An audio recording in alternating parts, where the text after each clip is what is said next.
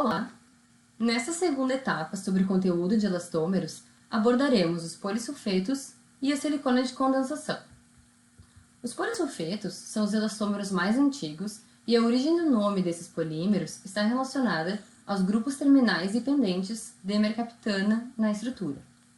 Os polissulfetos são apresentados como uma pasta base e uma pasta catalisadora.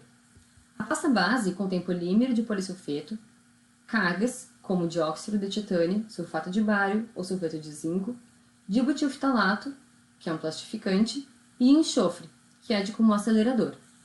O polímero de polissulfeto contém grupamentos mercaptana, os quais conferem um odor não agradável ao material. Já a pasta catalisadora contém dióxido de chumbo, como iniciador de reação de presa, cargas, dibutilftalato, como plastificante, e ácido oleico, como retardador da reação de presa. É o dióxido de chumbo que concede a característica marrom ao polissulfeto. A reação de presa dos polissulfetos ocorre por meio de polimerização por condensação, ou seja, a formação de subprodutos. Além disso, é um processo de vulcanização. Nesse processo, o polímero de polissulfeto da pasta base reagirá com o dióxido de chumbo da pasta catalisadora. Os grupos mercaptana do polissulfeto são oxidados pelo dióxido de chumbo para unir as cadeias de polissulfeto, e a água é subproduto dessa reação. Apenas 2% dos grupamentos mercaptana são terminais pendentes. Assim, durante o processo de polimerização, ocorre grande aumento do comprimento das cadeias, mas formação de poucas ligações cruzadas. Pelo fato da reação produzir água como subproduto, há uma alteração significativa sobre a estabilidade dimensional da impressão ao longo do tempo. Por isso, um modelo de gesso deve ser vazado imediatamente após a recuperação de deformação do material, cerca de 30 minutos a 1 hora após ser removido da boca do paciente. A baixa rigidez e alta flexibilidade dos polissulfetos permite que o material polimerizado seja removido, mesmo de áreas retentivas, com um mínimo de esforço. Apesar da falta de rigidez, o material não polimerizado atinge viscosidade adequada para deslocar fluidos bucais enquanto a moldeira está sendo assentada. Quanto às consistências, os polissulfetos são encontrados em 3 consistências: leve, regular e pesado. Para a manipulação, usa-se uma placa de vidro ou bloco de papel, comprimentos iguais das duas pastas. O tempo de espatulação será de 45 segundos a 60 segundos. Observe que a pasta catalisadora é mais viscosa e pode ser mais difícil de ser manipulada. Contudo, ao aumentarmos a força de espatulação, o material fica menos viscoso devido à pseudoplasticidade. Então, inicialmente, comprimentos iguais das duas pastas devem ser dispostos em uma placa de vidro ou papel. A reação de polimerização começa com o início da mistura e alcança sua velocidade máxima logo após o término da espatulação. Nesta fase, uma rede resiliente começa a se formar. Observamos que o material está pronto para uso quando a mistura está homogênea entre as cores da pasta base e da pasta catalisadora. Durante a presa final, forma-se um material com elasticidade e resistência adequadas que pode ser prontamente removido de regiões retentivas.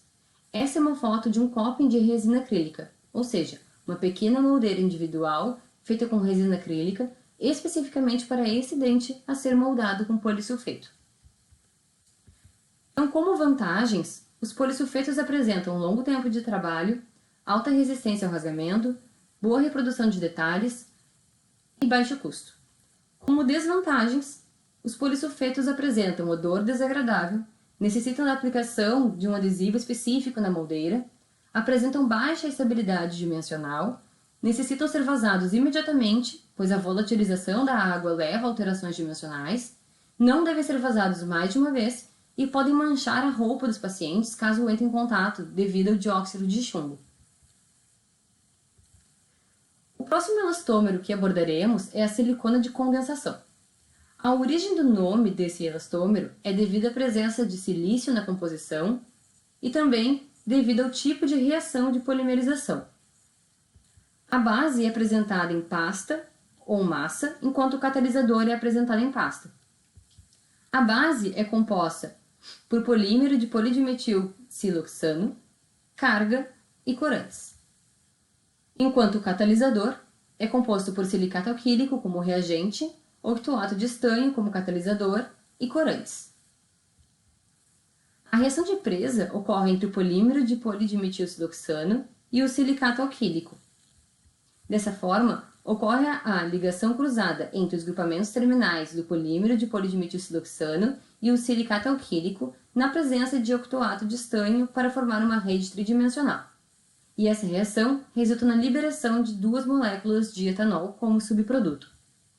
Pelo fato da reação produzir álcool como subproduto, há uma alteração significativa sobre a estabilidade dimensional da impressão ao longo do tempo.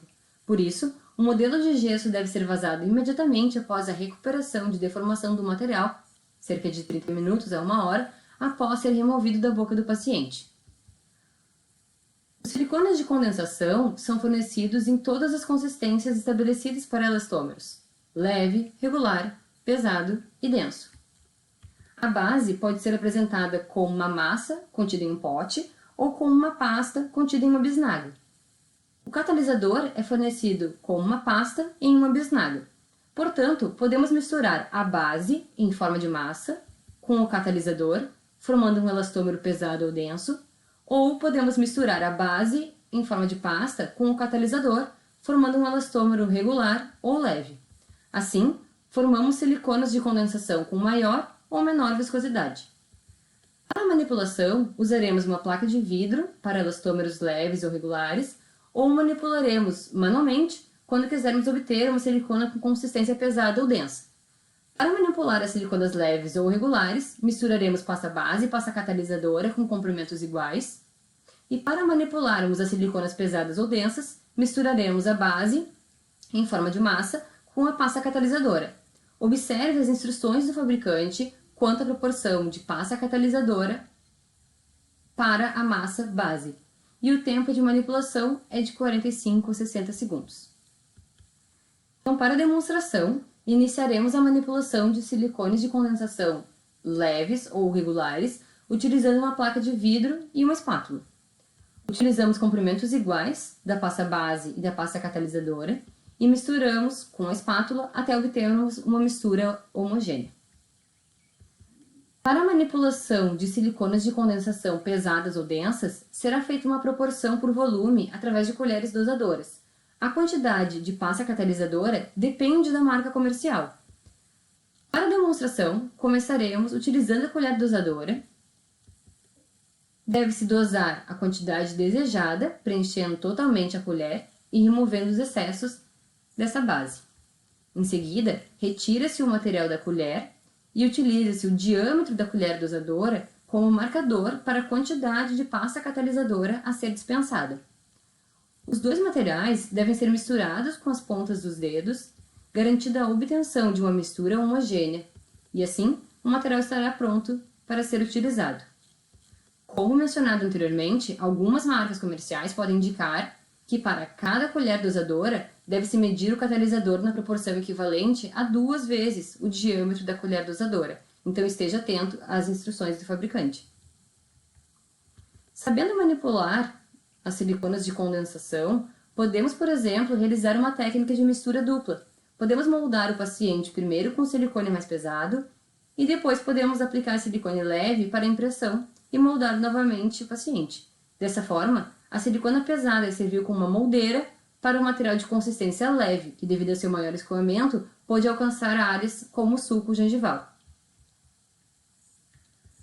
A moldeira a ser utilizada dependerá da consistência da silicona de condensação, podendo ser uma moldeira individual, feita com resina acrílica, especificamente para aquele paciente, ou uma moldeira de estoque. Como vantagens, a silicona de condensação é de fácil manipulação, tem um tempo de trabalho e presa bem adequados, odor agradável, adequada resistência ao rasgamento, boa recuperação elástica. Como desvantagens, são materiais naturalmente hidrófobos. Contudo, a maioria das marcas comerciais já superaram esse problema e conseguiram modificar essa propriedade, tornando as siliconas mais hidrófilas. Isso é importante tanto para aumentar a compatibilidade com o gesso, quanto para a impressão de estruturas bucais, as quais são cercadas por um ambiente hidrófilo. Devido à formação de subproduto, devem ser vazados imediatamente e não podem ser vazados mais de uma vez.